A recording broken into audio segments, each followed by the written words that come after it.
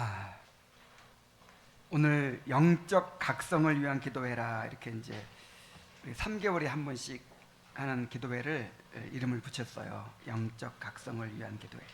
자, 영적 각성이 무슨 뜻입니까?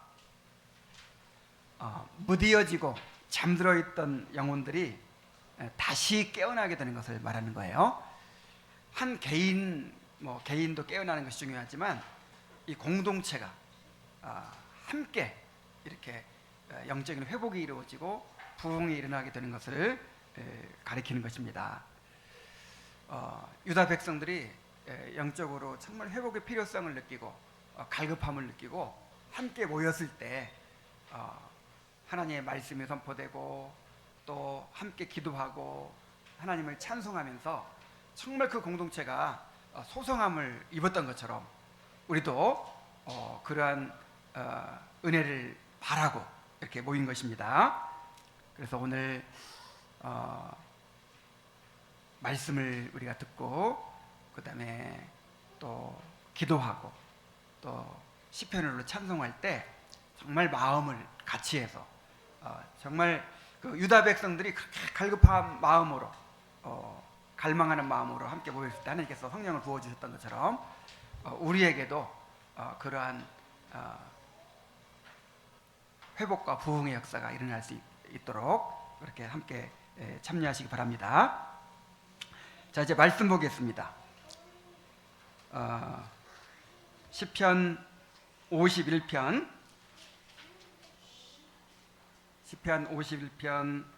10절부터 12절까지의 말씀입니다. 시편 51편 10절부터 21절까지를 한 목소리로 읽겠습니다. 자, 시작.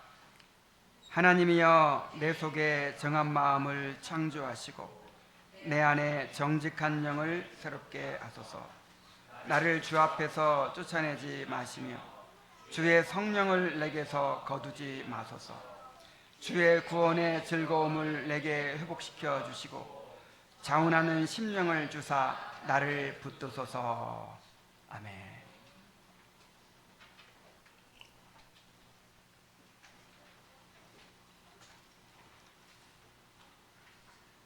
시편 51편 10절부터 12절까지를 우리가 읽었습니다.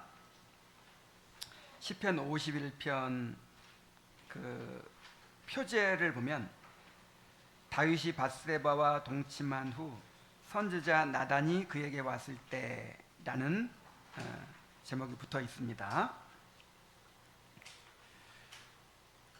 다윗이 밧세바와 간음하고 충신 우리아를 죽인 그 엄청난 죄를 범한 후에 어떻게 지냈을까요?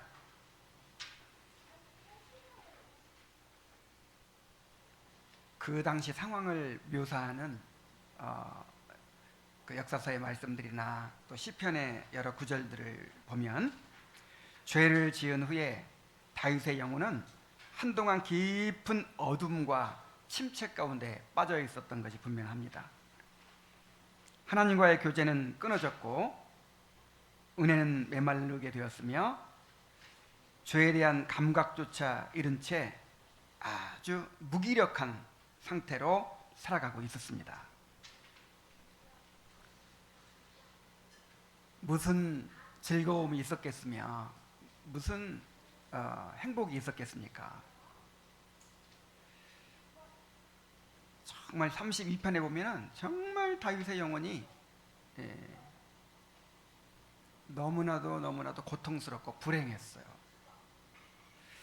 자, 이렇게 살아가고 있었는데 자비하신 하나님이 나단 선지자를 보내셨어요. 그래서 그 영적으로 무디어져 있고 잠들어 있고 어둠 가운데 있는 다윗의 영혼을 깨우십니다. 당신이 바로 그 사람이라 하면서 그 파렴치한 그 엄청난 죄를 범한 다윗의 죄를 신랄하게 책망하셨어요.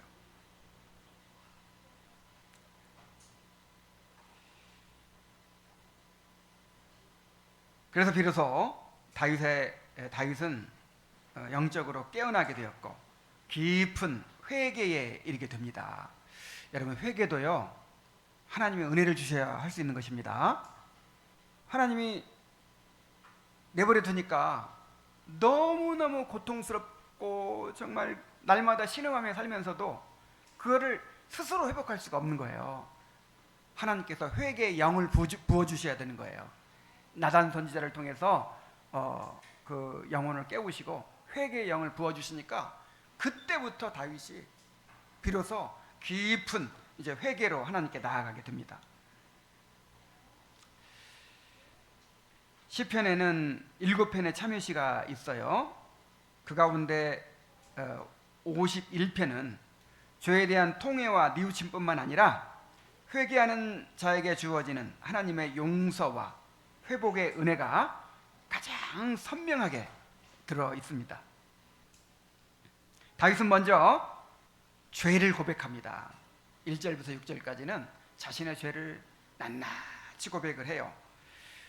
그 다음에 하나님의 용서를 간구합니다. 7절부터 9절까지. 그 다음에 영적인 회복을 위해 부르짖습니다. 다시 옛날처럼 다시 그렇게 하나님과 교제하면서 그래 풍성한 은혜를 누리던 그 상태로 회복시켜 달라고 그렇게 회복을 위해 간구하는 내용이 바로 오늘 우리가 읽은 본문입니다. 그리고 마지막으로 새로운 삶을 향한 결단과 헌신을 고백하면서 마치게 돼요. 그래서 이 시편 51편을 정말 우리 회개 기도의 모범으로 삼으면 좋겠다 하는 생각이 듭니다. 오늘은 그 가운데서 10절부터 12절을 통해서 영적 회복을 위한 기도를 살펴보려고 합니다.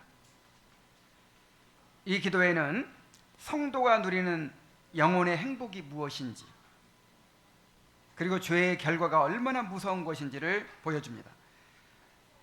또한 회심의 필요성을 보여줄 뿐만 아니라 이미 회심한 사람이 생명력을 잃고 어둠 가운데 있을 때 어떻게 하나님의 은혜를 구해야 하는지를 보여줍니다. 더 나아가서 이 기도는 공동체의 회복과 부흥을 위한 기도가 될 수 있어요. 자, 하나님께서 왜 이 기도를 우리에게 주셨을까요? 왜 다윗을 통해서 이렇게 기도하게 하시고 이것을 시편으로 기록하게 하셔서 우리 입에 두셨을까요? 자, 우리가 이렇게 기도하라는 거예요. 우리가 계속해서 이렇게 기도해야 됩니다. 회개를 위해 기도하는데 특별히 우리의 영적인 회복을 위해서, 영적인 부흥을 위해서 이렇게 기도해야 되는 거예요. 이 기도를 우리의 기도로 함께 되기를 바랍니다. 이 기도를 잘 배워서 내 기도로 삼아야 되겠어요. 이 말씀을 암송했으면 좋겠어요. 우리가 짧은 세 구절을 살펴보는데 다윗은 동의 대구법을 사용하고 있어요. 동의 대구법이 뭐냐면 비슷하거나 보완되는 말로 다시 한번 반복하는 거예요. 그래서 정한 마음을 주옵소서 이렇게만 하지 않고 정한 마음을 창조해 주시고 그 다음에 또 정직한 영을 새롭게 하소서. 이게 두 가지가 다 같은 뜻이에요. 비슷하면서도 보완이 되는 그런 말입니다. 또 주 앞에서 나를 쫓아내지 말라는 말이나 성령을 거두지 말라는 말이나 같은 말이죠. 그런데 비슷하거나 보완이 되는 의미죠. 그리고 마지막으로 구원의 즐거움과 자원하는 심령도 같은 거예요. 그래서 이렇게 동의 대구법을 사용해서 효과적으로 자신의 영적인 갈망을 표현하고 있습니다. 자, 먼저 10절은요 마음을 변화시켜 주기를 구하는 거예요. 자, 여러분, 우리 마음을 성령께서 변화시켜 주셔야 되죠. 그래서 10절에 이렇게 기도합니다. 내 속에 정한 마음을 창조하시고 내 안에 정직한 영을 새롭게 하소서. 자, 내 속에 정한 마음을 창조하시고, 이게 무슨 기도예요? 정한 마음은 pure heart, 순결한 마음이란 뜻입니다. 죄를 미워하고 하나님을 경외하고 즐거워하며 의를 갈망하는 마음을 가리키는 거예요. 자, 이것은 자연인의 마음에는 없습니다. 이거는 성령으로 거듭난 사람만이 가질 수 있는 마음이에요. 그리고 성령으로 거듭났어도 이런 마음을 종종 잃어버려요. 성령께서 우리 마음을 주관하실 때, 은혜가 나를 지배할 때 이런 마음을 갖게 됩니다. 이 정한 마음을 갖게 되는 것이죠. 그런데 다윗은 정한 마음을 주옵소서 이렇게 기도하지 않고 어떻게 해달라고 해요? 정한 마음을 창조해 달라고 기도해요. 마치 태초에 하나님이 무에서 유를 창조하셨듯이 그렇게 새롭게 하나님께서 내 안에 창조의 역사를 이루어 달라는 것입니다. 이것은 다윗이 자신의 마음이 얼마나 부패한 상태에 있는지, 자신이 선을 행하기에 얼마나 무능한 상태에 있는지를 깊이 깨달았기 때문입니다. 하나님의 능력으로 새롭게 창조해 주시지 않으면 스스로의 노력으로는 그러한 마음으로 자기 스스로 자기 노력으로 변화될 수가 없다는 거예요.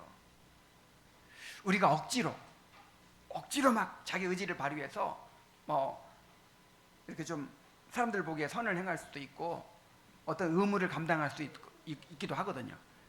그런데 우리 안에 그 정한 마음, 정말 죄를 미워하고 거룩을 사모하고 또 하나님을 경외하고 사랑하고 또 하나님이 기뻐하시는 일을 행하고자 하는 막 그런 마음, 그런 정한 마음은 누가 주셔야 돼요? 성령께서 일으켜 주셔야 돼요. 하나님이 창조해 주셔야 돼요. 자, 우리도 이렇게 우리 안에 정한 마음을 창조해 주시도록 구해야 합니다. 우리 마음은 너무나도 부패한 상태에 있어요. 우리는 스스로 하나님을 찾지 않고 의를 추구하지 않습니다. 우리 마음은 죄를 즐거워하고 온갖 육신의 욕망으로 가득 차 있을 때가 많아요. 이런 우리가 어떻게 하나님을 영화롭게 하고 하나님을 즐거워할 수가 있겠습니까?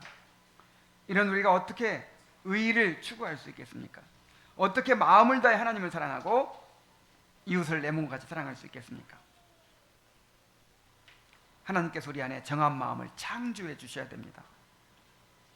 우리의 부패함과 무능을 고백하고 하나님께서 성령을 통해서 우리 안에 이런 마음을 새롭게 해주시도록 구해야 할 줄로 믿습니다.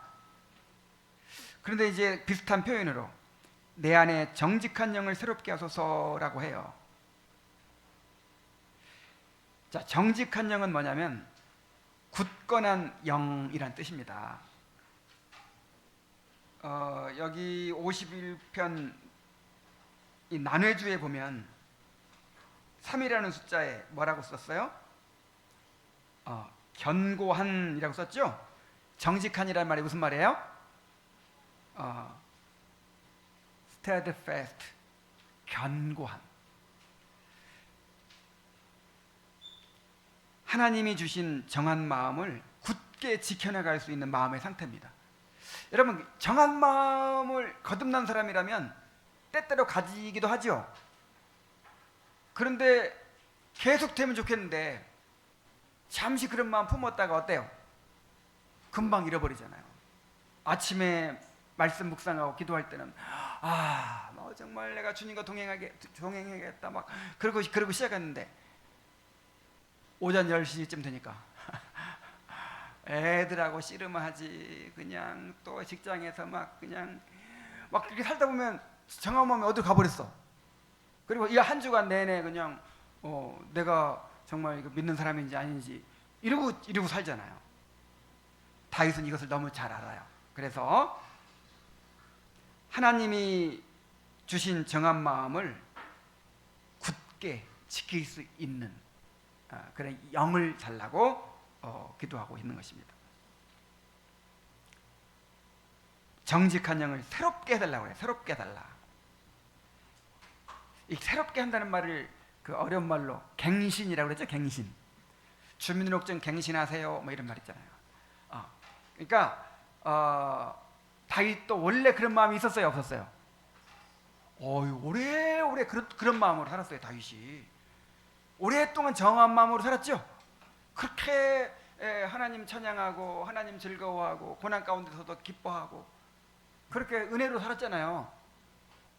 그런데 그거를 잃어버렸어요. 그래서 그 마음을 어떻게 해달라고요? 새롭게 해달라.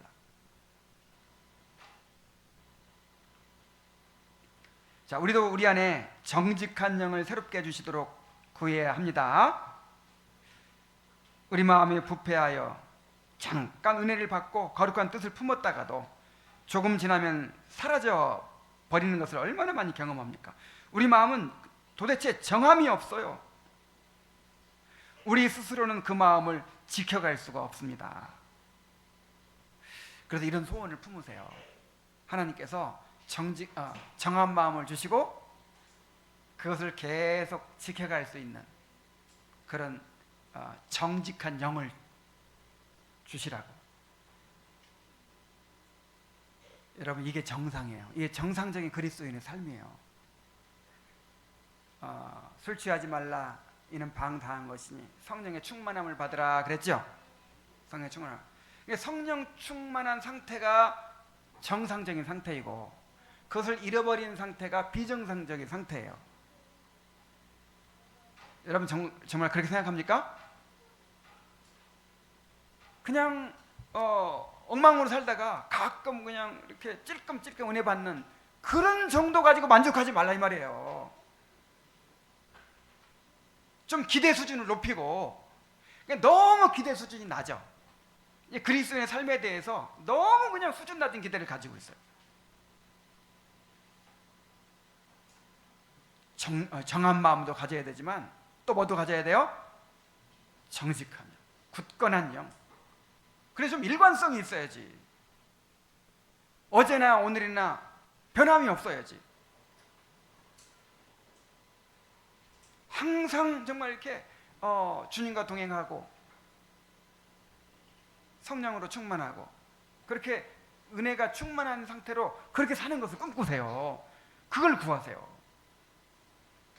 나만이 아니라 우리 공동체가 정말 그런 부흥된, 영적으로 회복된, 부흥된 그런 공동체가 되게 해달라고. 지금 그 유다 백성들이 그렇게 되고 있잖아요. 그런 은혜를 구하시기 바랍니다. 자, 이렇게 이런 것에 갈급하면 기도가 안 나올 수가 없어요. 근데 그런 기대도 없고 갈망도 없으니까 기도할 게 없는 거예요.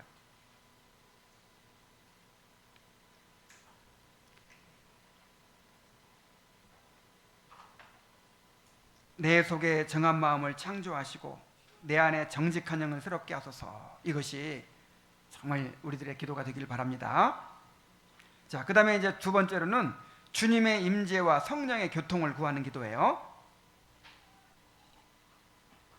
점점 이렇게 점진적으로 더 이제 발전해 나가고 있습니다. 일단 그런 마음을 품는 게 중요하고, 그 다음에 이제 그런 마음 가운데서 주님의 임재와 성령의 교통을 누리기를 원하는 거죠. 11절에 나를 주 앞에서 쫓아내지 마시며 주의 성령을 내게서 거두지 마소서. 자, 나를 주 앞에서 쫓아내지 말라는 게 무슨 말입니까? 지금 다윗이 주님과의 교제가 끊어졌죠. 죄는 하나님과의 교제를 끊어놓습니다. 하나님을 저버리고 죄악을 범한 자의 필연적 결과는 하나님과의 교제를 잃어버리게 되는 것입니다. 다윗은 지금 그런 상태를 경험하고 있어요. 그럼 다윗이 무슨 낙으로 살았죠?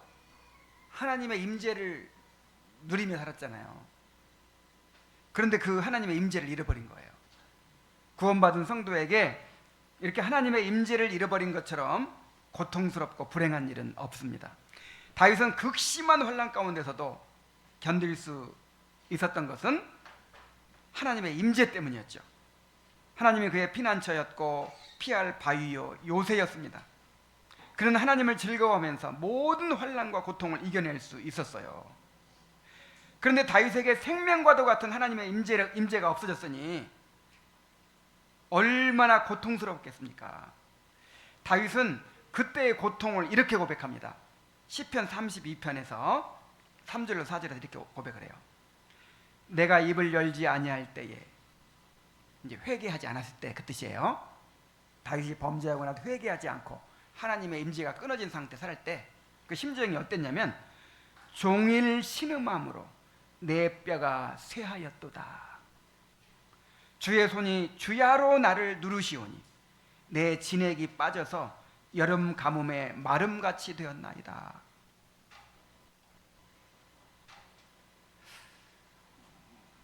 뭐 그렇다고 해서 육체적으로 뭐 병든 것도 아니고 밥을 굶는 것도 아니고 뭐 다른 거 불편한 거 없어요. 왕으로서 뭐 궁궐에서 잘 먹고 잘 살고 있는데 그의 영혼이 이렇게 너무나도 답답하고 메마르고 너무나도 괴롭고 너무나도 힘들었다는 거예요. 나는 그렇지 않던데. 나는 뭐 주님과 교제를 잃어버려도 그냥 뭐 유튜브 정도 하고 그냥 드라마 보고 그냥 견딜만 하던데. 자, 이거는요 다윗만큼 그렇게 주님과 교제하는 기쁨을 못 누려서 그러네. 못 누려서. 그러니까 어린아이가 그 엄마의 사랑을 막 누리다가 엄마가 갑자기 없어져 버렸어요. 자, 그때 그 고통인 거예요. 다윗은 그것을 맛봤기 때문에 이렇게 고통이 큰 것입니다. 그래서 별로 고통스럽지 않던데 그럼 회개해야 돼. 내가 얼마나 정말 미미하게 그렇게 너무나도 얕은 그런 은혜의 생활을 하고 있는지. 자, 우리가 하나님의 임재를 잃어버리는 것을 가장 두려워해야 돼요. 성도의 행복은 하나님의 임재에서 비롯됩니다. 하나님의 임재를 잃어버리는 것은 성도의 가장 큰 두려움이고 고통이에요. 여러분, 죄가 왜 무섭죠? 죄가 무서운 이유는 죄가 하나님과 우리 사이를 끊어놓기 때문이에요.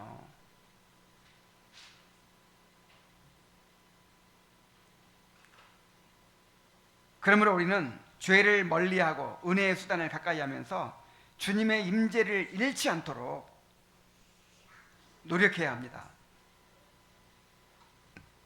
우리 개인뿐만 아니라 하나님께서 우리 공동체 안에 충만히 임재해 주시기를 구해야 돼요. 모세의 기도 가운데 이런 기도가 있었죠. 내 주여 돌아오소서 언제까지니까 주님의 종들 긍휼히 여겨 주옵소서. 자, 지금 내 주여 돌아오소서 이 말이 무슨 말이에요? 주님의 임재를 잃어버린 거예요. 지금 아마 지금 이스라엘 백성들이 범죄해가지고 주님의 임재가 떠난 거예요. 그래서 모세가 이 백성들을 위해 강구하는 것입니다. 다시 돌아오소서, 우리 가운데 임재해 주시옵소서. 주님의 종들을 긍휼히 여겨 주시옵소서. 우리는 주님의 임재를 잃어버리면 시체입니다.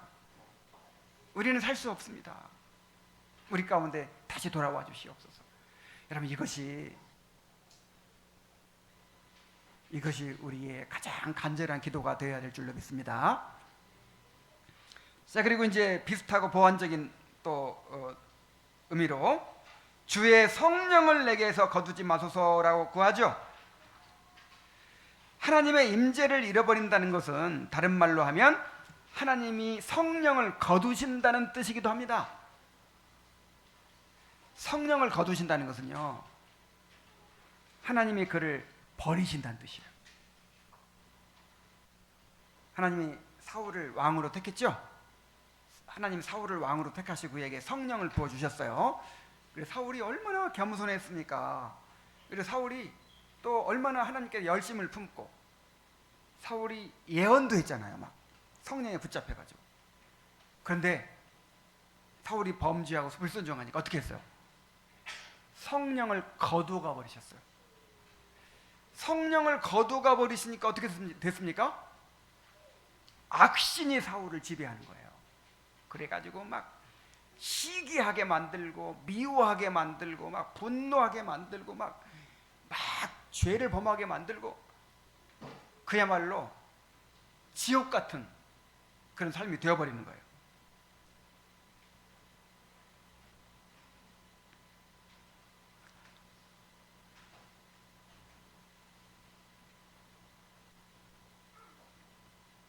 지금 다윗은 하나님께서 자기를 영영히 버리시고 성령을 영영히 거두어 가실까봐 너무나도 두려워하고 있어요. 얼마나 두려웠을까요? 그래서 주의 성령을 내게서 거두지 마소서라고 간구하고 있는 것입니다. 자, 우리도 성령을 소멸하는 것을 가장 두려워해야 돼요. 하나님은 성령을 주심으로 자신과 자신에게 속한 모든 신령한 복을 누리게 하십니다. 그러나 성령을 소멸하게 될 때 우리는 하나님의 임재를 잃게 되고 모든 영적인 은혜와 능력을 잃어버리게 됩니다. 더구나 사울의 마음을 악신이 지배했듯이 우리 마음을 죄가 지배하고 온갖 욕심이 지배하고 걱정 근심이 지배하고 미움과 분노가 지배하고 온갖 스트레스가 지배하게 됩니다. 여러분 그런 경험 있죠? 환경이 문제가 아니에요. 환경은 똑같아요. 환경은 똑같은데 정말 성령께서 나를 주장하실 때는, 내가 성령으로 충만할 때는 모든 게 감사하잖아요. 모든 게 감사하고 막 소망이 풍성해지고 하나님의 위로가 있고 얼마나 참 삶의 열매가 있고 능력이 있고 뭔가 의욕이 막 생기고 힘이 있습니까? 그래서 성령을 소멸하면 어떻게 돼요? 이야, 모든 게 다 무거워. 모든 게 다 걱정 근심이야. 누가 자꾸 신경 쓰이고 그냥 아내의 말이 평소에는 그렇게 그냥 넘어갔던 말인데 그냥 그게 막 거슬리고 남편의 말이 거슬리고 아이들을 봐도 그냥 낙심하게 되고 교회 가도 그냥 이런 문제 저런 문제가 그냥 온통 문제로 막 느껴지고, 사울에게만 악신이 지배하는 것이 아니고 때때로 그냥 우리 마음이 막 그냥 걱정 근심에 사로잡히고 막, 여러분 그럴 때가 있죠. 그러면 그냥 참 못 살아요. 어떻게 살아요? 괴로워서.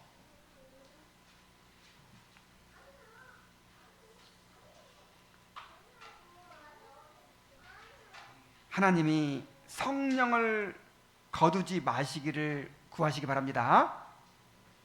다시 말하면 우리 마음이 성령으로 충만하게 되고 우리 가정이, 우리 교회가 성령으로 충만하게 되기를 우리가 구해야 된다는 거예요. 적극적으로. 어떻게 기도해야 됩니까? 주 앞에서 나를 쫓아내지 마시며 주의 성령을 내게서 거두지 마소서. 이걸 긍정적인 표현을 바꾸면 우리 가운데 임재해 주시고 내가 주님의 임재를 누리게 해주시고 내 마음이 성령으로 충만하게 해 주시옵소서. 이것이 우리의 기도 제목이 되어야 됩니다. 자, 그 다음에 세 번째로는 구원의 즐거움과 자원하는 심령을 구합니다.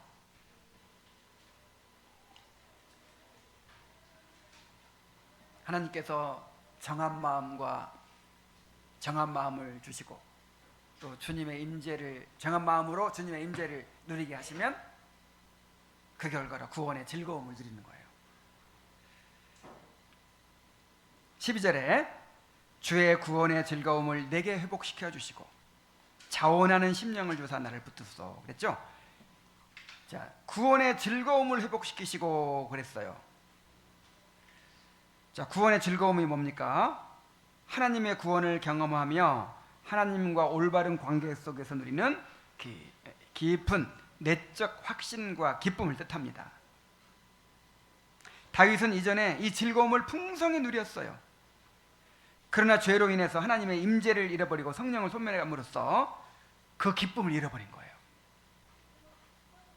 그 놀라운 행복을 잃어버리고 나서 얼마나 다윗이 괴로웠겠습니까? 그래서 하나님의 용서와 회복을 통해서 그 구원의 즐거움이 다시금 자신 안에 살아나기를 간절히 구하고 있는 것입니다.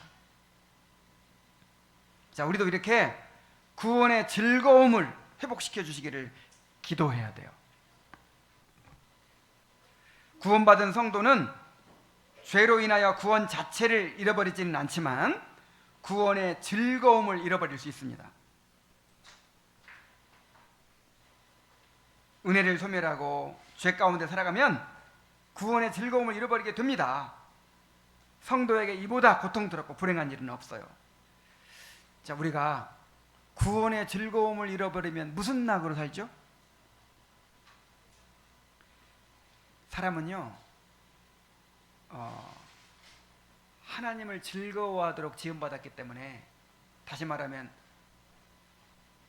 즐거움을 누리도록 지음받았기 때문에 주님 안에서 즐거움 누리지 못하면 공허해서 못 살아요. 그럼 어떡하죠? 이제 세상에서 즐거움을 찾는 거예요. 세상에서 계속 즐거움을 찾아요.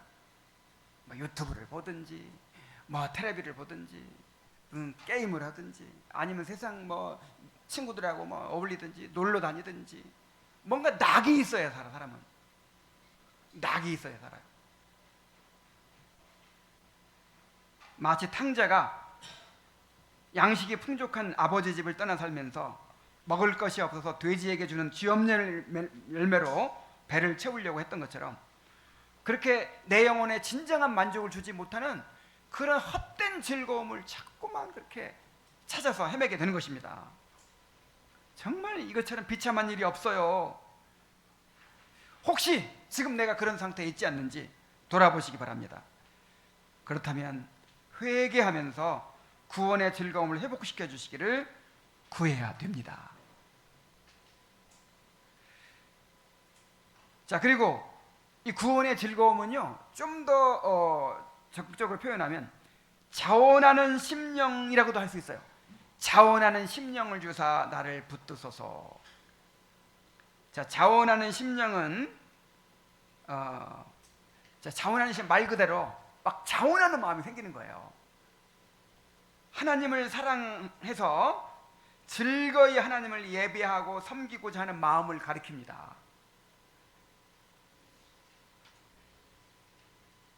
다윗은 자원하는 심령을 가진 사람이었어요. 다윗은 하나님을 너무너무 사랑했어요. 그래서 하나님이 기뻐하시는 일이면 무엇이든지 하고 싶어 했습니다. 자, 하나님이 언제 성전 지으라고 했나요? 아무도 그런 생각하는 사람 없었어요. 그 다윗은 어떻게 하면 하나님을 기쁘시게 할까 하는 생각을 가지고 있었기 때문에 자기 궁궐을 다 짓고 나서 나는 백향목궁에 살거늘 하나님에게는 휘장 가운데 있도다. 이것이 너무 마음이 아픈 거예요. 그래서 내가 성전을 건축하겠습니다 라고 자원을 합니다. 하나님이 성전 건축을 허락하시지 않았지만 어디서든 귀한 보물이 생기면 다 하나님의 성전을 위하여 드렸어요. 그는 예배를 의무감으로 드리지 않았습니다. 그는 언제나 사모하는 마음으로 예배를 드렸습니다. 하나님의 언약궤를 예루살렘으로 모셔올 때는 너무 기뻐서 춤을 추기까지 했습니다. 그는 마음껏 하나님을 예배하고 섬기면서 너무나도 행복했어요. 행복할 수밖에 없어요.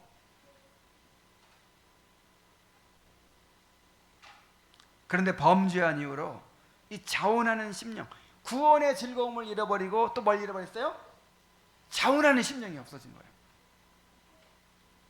이제 예배와 섬김이 차가운 의무가 되고 형식이 되어 버렸습니다. 그 범죄하고 나서도 계속 제사는 드렸겠죠. 성전에 가서 의무적으로 예배는 드렸겠죠. 근데 내가 막 하고 싶어가지고 막 주님 사랑해서 막 찬양하고 싶다 그렇게 해서 하는 것이 아닌 거예요. 그 마음이 얼마나 괴로웠겠습니까? 그래서 자원하는 심령을 구하고 있는 것입니다. 그는 이러한 마음조차도 스스로 지킬 수 없다는 것을 알았기 때문에 단지 자원하는 심령을 회복시켜 달라고만 하지 않고 자원하는 심령을 주사 나를 어떻게 해주소서? 붙드소서 이렇게 구하고 있어요. 야, 그러니까 참 이 우리의 마음이 우리 스스로 지켜질 수 있는 게 아니라는 것을 알 수 있어요. 마음은 누가 지켜주셔야 돼요? 하나님이 지켜주셔야 돼요. 너희 마음과 생각을 지키시리라 그랬잖아요. 자, 우리도 이렇게 자원하는 심령을 회복시켜 주시기를 구해야 됩니다. 하나님을 예배하고 섬기며 살아가는 성도들에게 자원하는 심령이야말로 가장 중요한 것입니다. 마치 뭐하고 같았냐면 데이트하는 남녀가 있어요. 데이트는 자원하는 마음으로 해요? 아니면 의무감으로 해요? 다 해봤죠? 보고 싶고 그냥 뭐 사주고 싶고 그냥 어디 데려가고 싶고, 자, 이런 마음으로 만나야 그게 데이트가 되지. 아유, 피곤하고 가기도 싫은데 오늘도 의무감으로 이제 그렇게 만난다면 얼마나 참 힘들고 어렵겠습니까? 이 일이. 하나님을 섬기는 일에서 자원하는 심령이 빠져버리면 이건 완전히 이거는 우리에게도 괴로운 일이 되고 하나님께는 모욕이 돼요. 모욕. 뭐 하나님 뭐가 아쉬워가지고 우리의 예배를 받으시겠어요? 자원하는 심령이 아니라면.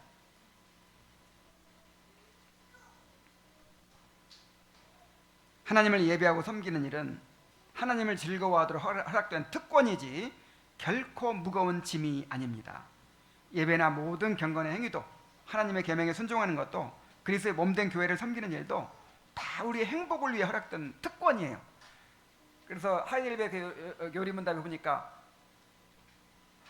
구원받은 자의 삶은 무슨 삶? 감사의 삶이잖아요. 감사의 삶. 감사의 삶이라고 하는 것은 자원하는 삶이고 기뻐하는 삶이거든요. 그게 다 기쁨이 돼야 이게 정상적인 신앙이 되는 거예요. 구원받은 성도에게는 하나님이 하나님을 사랑하는 마음을 주시고 자원하는 심령을 주십니다. 그래서 구원받은 성도에게는 이 모든 것이 감사와 기쁨의 제사가 됩니다. 그리고 이렇게 감사와 기쁨으로 섬기게 될 때 하나님께서 영광을 받으시는 거예요. 그런데 죄는 구원의 즐거움과 자원하는 심령을 잃게 만듭니다. 그래서 특권이요 기쁨이 되어야 할 예배와 섬김이 무거운 짐이 되고 부담이 되는 것입니다. 자원하는 심령을 잃어버리고 차가운 의무감으로 녹슨 기계가 억지로 돌아가듯이 하나님을 섬기게 된다면 신앙생활이 얼마나 힘들고 하나님을 모욕하는 일이 되겠습니까? 요즘에 저는 그 느헤미야서를 통해서 정말 부흥이라는 것이 무엇인지, 영적인 회복이라는 것이 무엇인지를 보고 있어요. 그래서 어떤 사람, 이 개혁주의 신학자들 중에 이 부흥을 부인하는 사람도 있는데 너무나도 명백한 증거가 있잖아요. 하나님께서 성령을 부어주셔가지고 사람들의 마음에 자원하는 심령을 막 주시니까 그냥 한 석 달을 계속 모이죠. 한 석 달을 계속해서 모여요. 함께 막 있어요. 그 가운데서 하나님께서 또 은혜를 부어주시잖아요. 우리도 이러한 심령을 갖게 되어야 합니다. 자원하는 심령을 구해야 합니다. 자, 우리는 이 기도를 통해서 크게 두 가지를 발견할 수 있어요. 하나는 성령으로 거듭난 성도가 누리는 행복이 무엇인가 하는 것입니다. 또 다르게 표현하면 이 그리스도인의 기본적인 마음의 상태가 어떤 것인가 하는 거예요. 그게 뭡니까? 정한 마음과 정직한 영이고 하나님의 임재와 성령의 교통이고 구원의 즐거움과 자원하는 심령이에요. 이것이 성도의 행복이고 성도의 능력입니다. 이것이 바로 거듭남과 회심의 증거예요. 그래서 다른 한편으로 죄가 얼마나 무서운 것인가를 알 수 있는 거예요. 다윗이 회개하면서 이러한 은혜를 구했다는 것은 다윗이 죄를 범하면서 이거를 잃어버렸다는 거예요. 뭘 잃어버렸어요? 정한 마음과 정직한 영을 잃어버렸고 주님의 임재와 성령의 교통을 잃어버렸고 구원의 즐거움과 자원하는 심령을 잃어버렸어요. 모든 걸 다 잃어버린 거예요. 마귀는 거짓말장이요 살인자입니다. 우리에게 가장 달콤한 즐거움을 약속하면서 죄를 짓게 만들죠.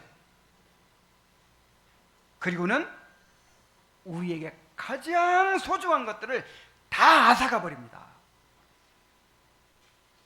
그리고 하나님께 참소하여 심판과 징계를 받게 합니다. 그러면 우리가 죄를 두려워해야 됩니다. 은혜를 소멸하는 것을 두려워해야 됩니다. 지금 여러분은 여러분의 영혼은 어떤 상태에 있습니까?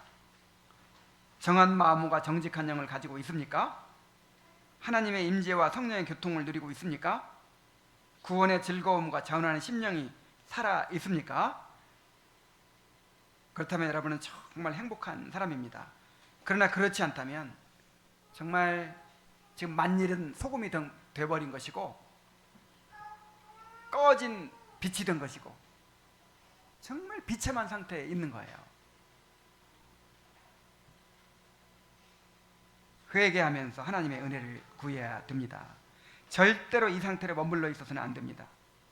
전심으로 하나님께 회개함으로써 이러한 은혜를 회복하게 되기를 바랍니다. 우리 이 시간에 함께 기도합시다. 자, 이대로 기도하세요. 오늘 우리가 배운 기도대로 내 속에 정한 마음을